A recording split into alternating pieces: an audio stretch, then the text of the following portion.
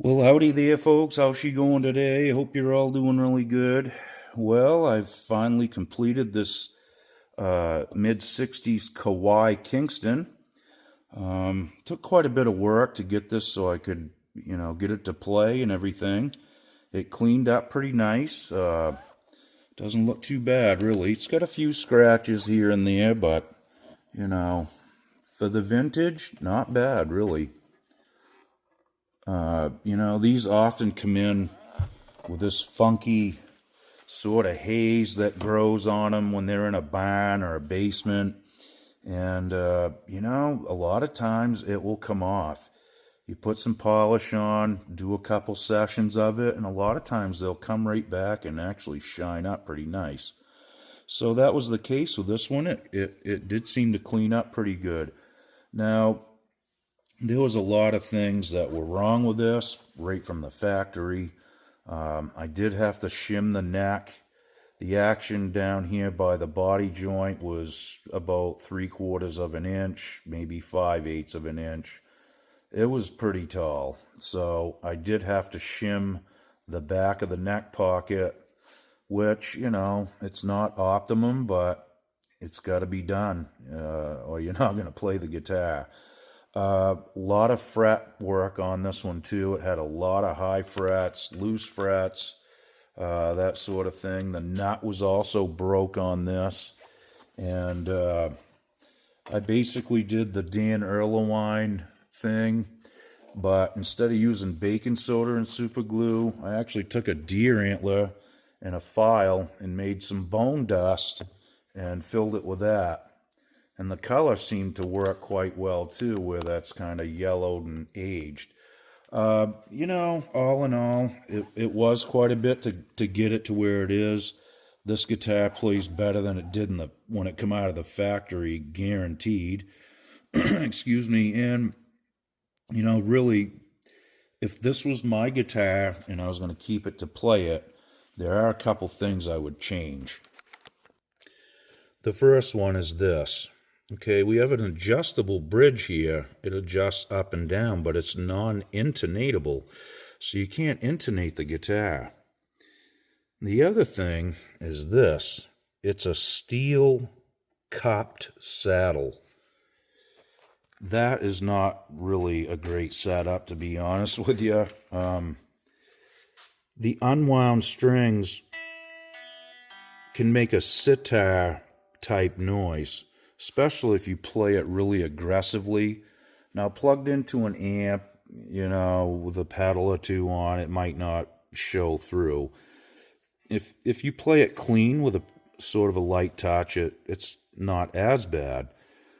I would change that and put an ABR with an adjustable, saddle setup on it, if it was me.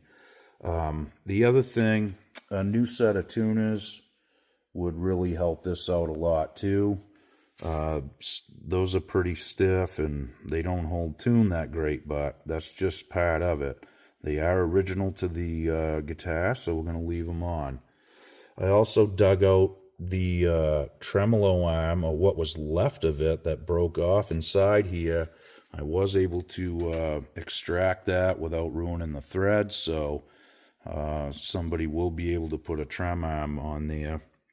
I didn't have one that would fit it, but in any case, I'm sure you can find one. You could probably even make one if you had a piece of rod and a die to cut some threads. But that's just the way that stuff goes, and I was happy to get it out, so it will be able to be brought back to original if you can find the exact trem arm for it, especially. Well, all right, let's see what this thing sounds like, and we'll go from there.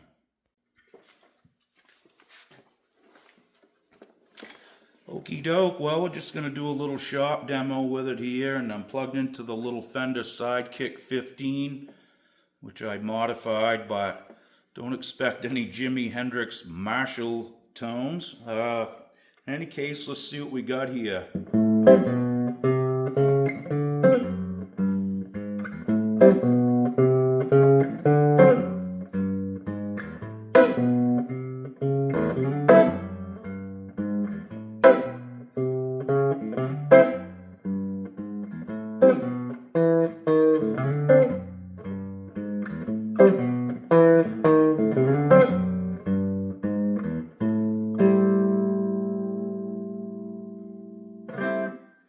Okay, well, not bad for being right under a fluorescent light.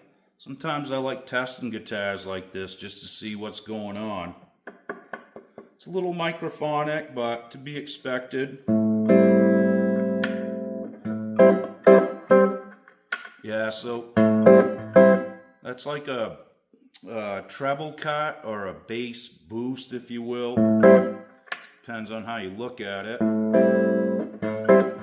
So it's a little thinner there, a little fatter there.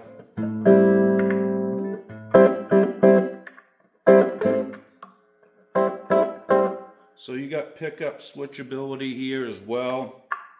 And you can also just shut them off like that. So anyway, it's a pretty neat little guitar, and it's playing pretty nice compared to what it was when it rolled in here. Like I said, at least you can play this thing.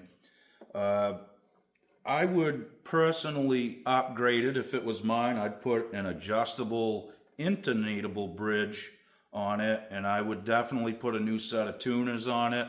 Some of these you have to turn with both hands, okay?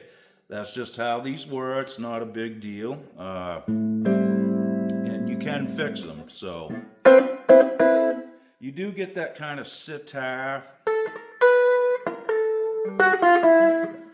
kind of thing. You can't get away from it, like I said, so that's just part of it. I mean, if you don't play it aggressively, there's like a little window where it will start to make a little buzzy noise, but with a soft touch, it's not too bad. It is playable, at least. The pickups are kind of neat. They have a kind of a punchy, crisp kind of sound to them, in my opinion. I think that's the gold here, honestly, is the pickups. But in any case, some people really dig these. If you're looking for a different sound on a recording or something like that, these can come in really handy too. So thanks again for watching all the videos on this one. This was quite a job to get it to where it is, but there's not many of them that I can't save, you know what I mean, and set up to be playable. Sometimes you have to actually dismantle the entire guitar to do that. I'm not saying I'm some sort of a magician here, but a lot of times I will put the effort in. I'm not real fast at it, but at the end of the day, if I can save a good guitar, I'll try to do it.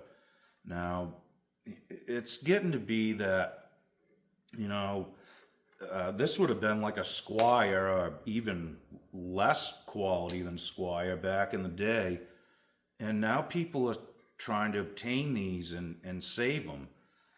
I don't know if that's going to be the case with the newer type guitars where they're priced so cheap. The quality's pretty decent on a lot of them as well. Certainly better than when this left the factory, let's just say that. But are people going to save Squires and Epiphones? I don't know. I do. When they come in, or if I pick one up, if it's a good one and it's got a good ring to it and everything, I will put the effort in, because a lot of times they can be great guitars. They're just not set up. They play rough and the action's tall, kind of like this was. And, back in the day, that was probably a catalog guitar of some sort, maybe even sold at like Sears and Roebuck, Montgomery Ward or something. And, they would leave the action tall on them, so that way they wouldn't buzz in the store or what have you, or at least when they received the guitar in the mail, it would at least play and hopefully not buzz, and the action would be left a little high for that. This was pretty extreme, I must say. I had to shim it quite a bit, which I'm not a huge fan of, but sometimes that's what you need to do.